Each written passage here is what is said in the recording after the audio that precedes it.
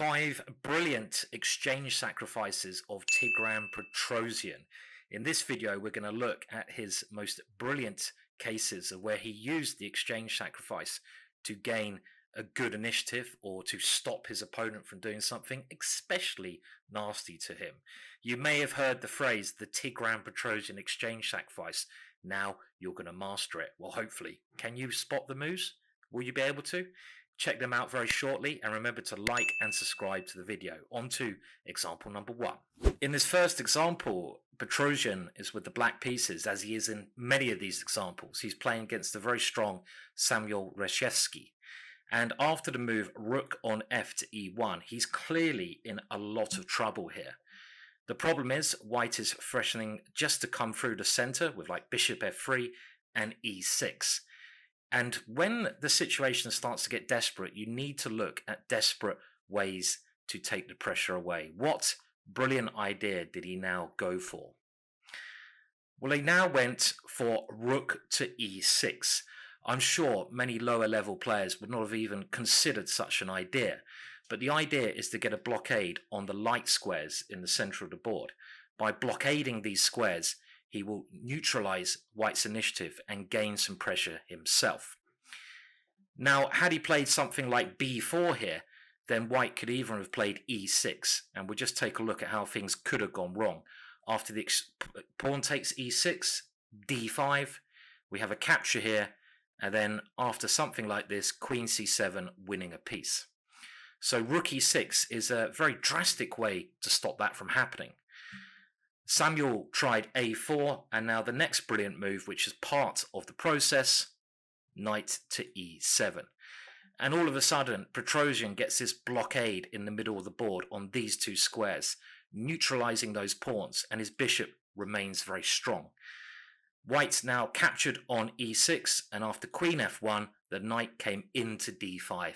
And you can see the kind of compensation now that black has. Black has ideas of using his pawn side majority on the queen side, and he gains very good positional compensation.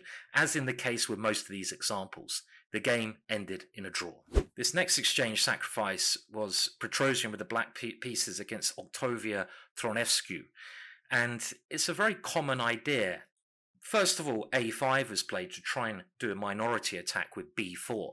This is a very good strategy to get that bishop into life. Watch those bishops. Knight to e3 was now played, and here comes the key moment. Rook takes e4. Black sacrifices his rook for a bishop and pawn, losing material, but in the process getting rid of the very strong light square bishop on g2, increasing his power on this diagonal and getting an extra central pawn. This is great compensation. The bishops here dominate the board. Let's have a look at the game continued. Well, he now cements the bishop on this beautiful square where it can't be kicked away. He continues with his minority attack, and later on he starts using the diagonals. This diagonal, and all of his pieces come into play. And what is better than one exchange sacrifice? What's better than one? What's better than one slice of pizza? 2 slices of pizza. Rook to c3. And this is another beautiful exchange sacrifice. The rook is targeting the pawns, but after it's captured, he now comes in with a queen to b3, gaining a dominating position. This pawn is far too strong, combined with the bishops. The bishops are much better than the rooks here, and he goes on to win in very short time. Beautiful stuff there. You may have heard of Petrosian's opponent here, someone by the name of Mikhail Tal. Does it ring a bell? It blooming well should do. And in this position, Petrosian has a worse structure. This pawn on d5 is always menacing. Black has to try and maintain a blockade on it. And now Tau, in typical fashion, starts pushing on the king side. Petrosian now comes up with a fantastic idea. If he does nothing here, he's going to get overwhelmed on this side of the board. And again, this shows this sense of danger, which we all should try to learn to cultivate. Rather than just sitting here passive and letting Tau build up the attack on the king side, he takes drastic measures yet again. And after the move queen g4, can you see what move he now played? A normal move here would be something such as rook takes rook, maybe even king to h8, but he plays instead a beautiful positional idea. Did you see it? rook to f4. This is a stunning idea to try and at least get some spaces for the black pieces in the middle of the board. The point is, after bishop takes e4, he's lost a whole exchange, but now the knight is coming to life here.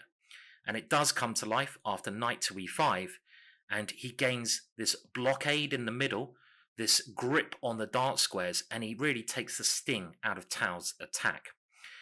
If Tao had retreated the queen, even a move like g5 may be possible here.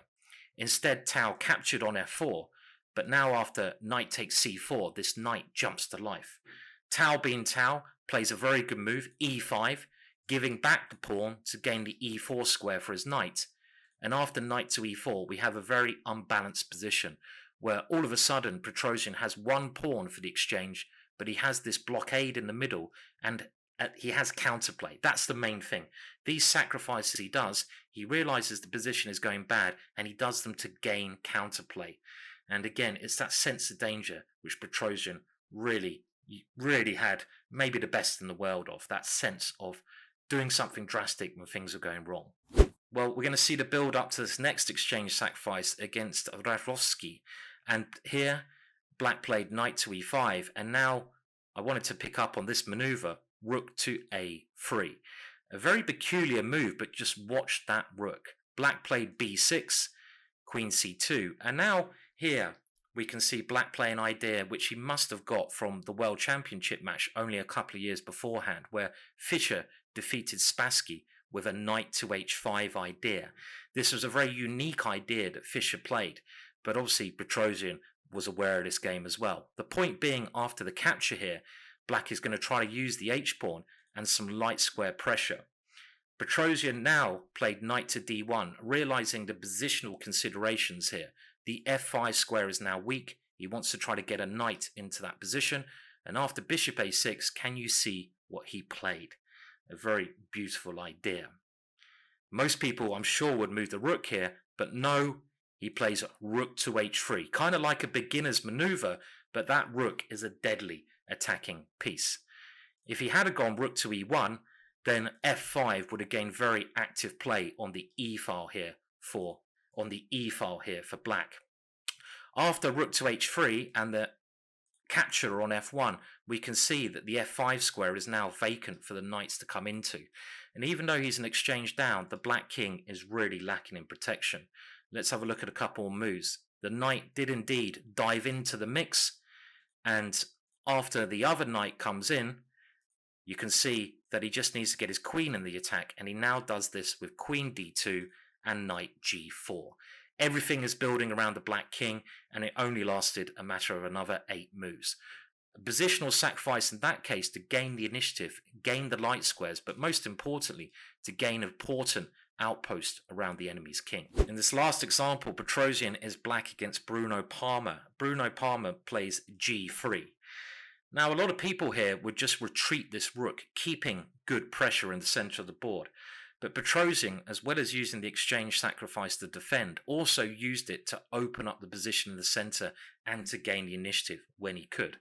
And he now plays pawn takes e4, knight takes e4, and the exchange sacrifice, rook takes e4. Now, the point of this move is maybe not quite shown yet, but after rook takes e4, we see the real point. It's worth pointing out that if bishop takes e4, knight takes e4, rook takes e4, this eternal pin on the white position is just deadly. Again, Petrosian, like in the game, can move his queen to increase the pressure, and then the rook, and white's position would crack.